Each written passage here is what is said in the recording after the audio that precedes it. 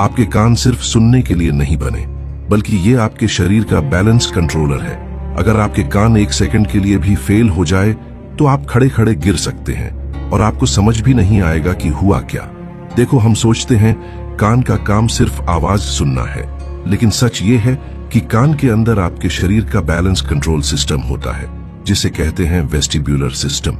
ये system decide करता है कि आप सीधे खड़े रहो या गिरो, आप घूम रहे हो या स्थिर हो, और आपकी आंखें जो देख रही हैं वो सच है या भ्रम।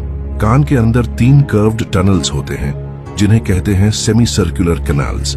इनके अंदर भरा होता है एक खास लिक्विड। जैसे ही आप सिर हिलाते हो, ये लिक्विड भी हिलता है और ब्रेन को सिग्नल भेजता है कि आप किस डायरेक्शन में हो। अब यहाँ माइंड ब्लोइंग पार्ट सुनो। अगर ये लिक्विड गलत सिग्नल भेज दे तो ब्रेन सोचता है कि बॉडी पॉइजन्ड हो गई है, और तभी शुरू होती है चक्कर, उल्टी और नौजिया। इसीलिए हमें मोशन सिकनेस होती है। आपकी आंखें कहती हैं सब ठीक है, लेकिन कान कहता है नहीं, कुछ गलत है, और इस कंफ्यूजन से ब्रेन पैनिक मोड में चला जाता है। अब आते हैं सुनने पर। कान के अंदर माइक्रोस्कोपिक हेयर सेल्स होते हैं।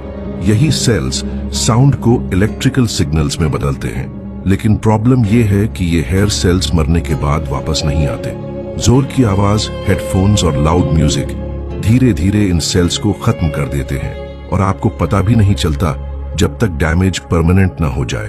और सबसे डरावनी बात, अगर इनर ईयर पूरी तरह फेल हो जाए तो इंसान चल नहीं सकता, खड़ा नहीं रह सकता, और कई बार बेहोश भी हो सकता है। मतलब साफ है, कान सिर्फ आवाज नहीं सुनते, कान आपकी दुनिया को स्टेबल रखते हैं, और अगर ये बैलेंस टूट जाए तो पूरी दुनिया घूमने लगती है।